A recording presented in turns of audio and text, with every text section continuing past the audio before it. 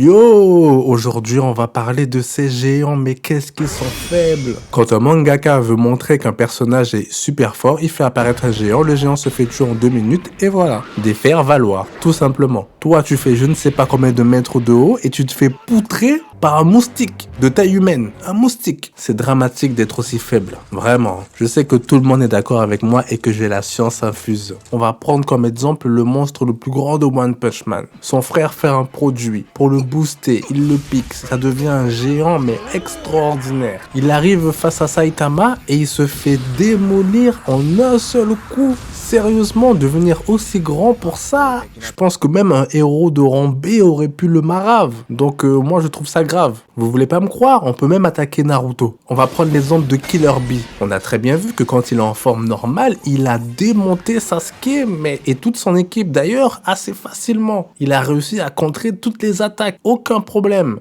Par contre, dès qu'il est passé en mode full Biju, avec sa tête de buffle et ses tentacules, mais c'était une cible trop facile pour Sasuke, Amaterasu dans sa bouche et c'est terminé. Éviter un Bijudama, c'est facile, je suis désolé, parce que c'est grand et ça prend un petit peu de temps avant d'être tiré. Donc tu peux anticiper. Pour moi, il est de plus en plus lent, il est moins rapide, alors que quand il était en forme de base, sa rapidité faisait sa puissance. Et là, nul. Il s'est fait cramer, on l'a mis en brochette et c'est terminé. Alors ok, il s'est échappé, c'est vrai. Mais on a très bien vu que quand il était en full forme, c'est pas ouf. Et même pendant la Grande Guerre, on les a vus. Les Biju en termes de puissance, si c'est pas dans un Jinchuriki, c'est pas très fort. T'as Kyuubi qui se fait manipuler par un Uchiwa. Ça devient son petit toutou carrément. Non, c'est faible. Tout ce qui est très très grand, c'est faible. Les grandes invocations, en règle générale, ça se fait soulever. C'est plus du soutien qu'autre chose. C'est pas une véritable force de frappe. Contre des adversaires puissants, je parle, bien sûr. Contre des randoms, forcément, ça fait mal. Mais le manga qui n'a vraiment pas respecté les géants, c'est One Piece. Alors là, laisse tomber. En fait, c'est des faire-valoir dans One Piece.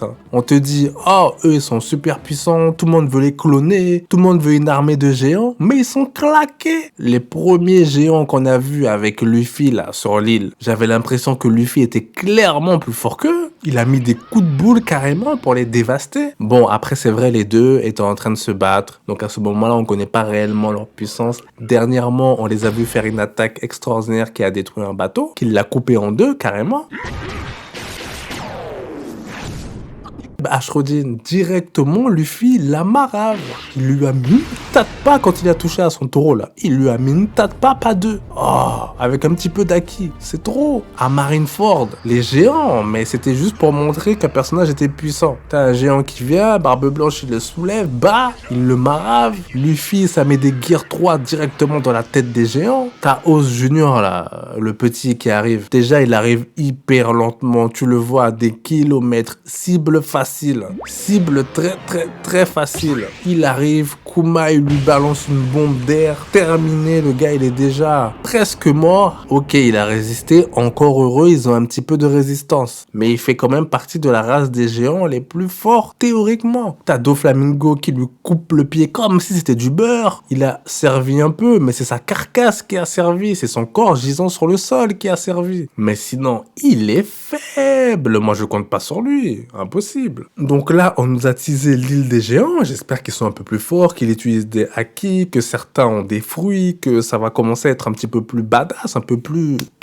Parce que là, oh, les géants dans One Piece, quel déshonneur. Même Kaido, sa forme la plus faible, c'est quand il est en mode dragon. C'est là où s'est fait gifler la plupart du temps. Les fourreaux rouges, ils ont pu faire quelque chose contre lui quand il était en mode dragon, mais dès qu'il est passé en forme de base, il les a giflés. Ils étaient tous par terre, en train de pleurer leur maman et leur papa. Allez-y, dites-moi dans quel manga les êtres vivants géants sont extrêmement forts. Non, il y en a pas. On va prendre l'exemple de Bleach. L'espada soi-disant numéro 0, alors que c'est même pas lui en vérité. Il fait tout un speech pour dire oui, ce n'est pas ma vraie forme, regardez, moi je suis le 0, je suis extrêmement fort. Le gars il devient juste grand. Avec un petit peu plus de puissance, c'est vrai, mais sinon il est juste grand. Et il se fait marave par Zaraki et Kenpachi et Bakua facilement. Carrément, ils avaient le temps de se disputer. Ils avaient le temps de se chamailler, de se battre entre eux. C'est grave, aucun respect. Plus il s'énervait et plus il devenait grand. géant, mais pour rien, parce qu'il devenait de plus en plus lent, c'était une cible facile, on l'a tourné en ridicule, c'est trop, c'est faible. Mais attendez, c'est pas tout dans Bleach. Les Menos Grande,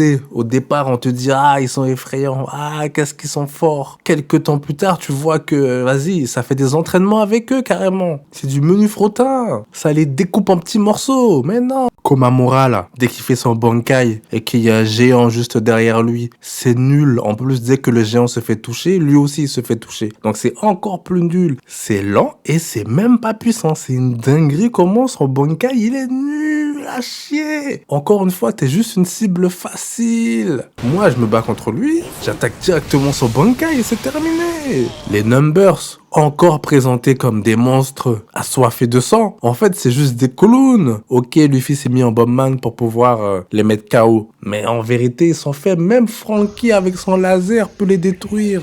Les Numbers, c'est là une vraie déception. C'est des géants qui sont censés être plus résistants, plus forts, plus rapides. Mais rien du tout. C'est juste des géants un peu bêtes et faibles. Dans Berserk, t'as quelques démons géants qui sont forts, mais après tout le reste, c'est du menu frottin. Ça se fait déchiqueter facilement par l'épée de Guts. Dans My Hero Academia, tu as une petite exception. Je dis bien petite. Gigantomachia. Lui, c'est vrai que ça a été très difficile pour l'arrêter. Ils ont été obligés de le droguer pour qu'il puisse dormir. Et même là, il a résisté quand même. Donc en 1-1, c'est très dur de prendre ce gars-là. Je vous le dis, voilà un géant un petit peu qui remonte un peu le niveau. Parce que pour le moment, c'est pas ça. Tu as l'attaque des titans aussi, où dans leur univers, c'est vrai qu'ils sont plutôt forts. C'est vrai que ça peut te faire gagner une guerre et qu'il y a une certaine différence, même si vers la fin du manga, ils étaient plus si forts que ça, ils pouvaient se faire marave. Déjà, s'ils tombent sur un Ackerman, le titan bestial, il s'est fait découper comme jamais, à plusieurs reprises. Le titan cuirassé, ils ont trouvé une parade contre lui, donc il était plus si fort que ça. Après, c'est vrai, il y a le titan marteau qui est très résistant, qui a une palette d'attaque impressionnante.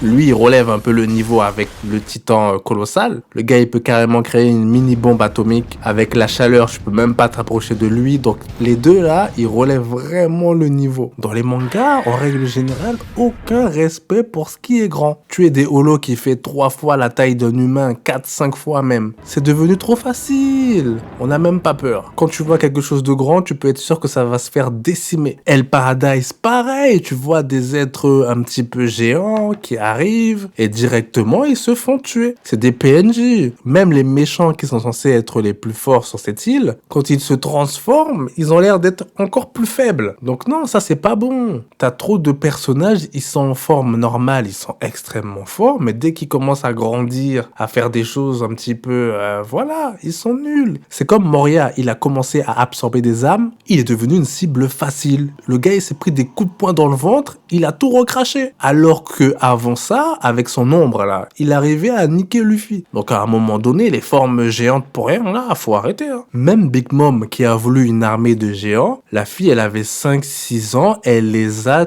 démolis. Elle en a attrapé un par la barbe et bam, souplesse. 5-6 ans, s'il vous plaît. Le respect des monstres géants est mort, je vous le dis. Nanatsu Taizai, pareil, les monstres géants, ils se font tuer, c'est des PNJ. T'as eu le Supercell, là, dans Dragon Ball Z. Ils l'ont fait grand pour rien, pour qu'un petit, même pas bien fusionné, avec du surpoids, puisse lui briser le crâne aussi facilement. Mais non. Et on dit, oh, il est plus puissant que le Cell originel. Mais bien sûr, le Cell originel, il a une régénération, donc c'est pas ça qui peut l'affaiblir. Voyons, s'il vous plaît, un peu de respect. Le Cell Max là, mais qu'est-ce qu'il était cailleux. Je suis désolé, ils ont fait une nouvelle transformation pour dire que ouais, plus de puissance, mais en fait rien du tout. C'était pas Cell Max, c'était Cell Fax. Tellement ils l'ont démoli rapidement. Donc arrêtez-moi ça, le truc de je vais faire une transformation, je vais devenir de plus en plus fort en grandissant. Arrêtez-moi ça. Pourquoi je dis ça? Parce que généralement, le gars ou le monstre devient de plus en plus lent. Ok,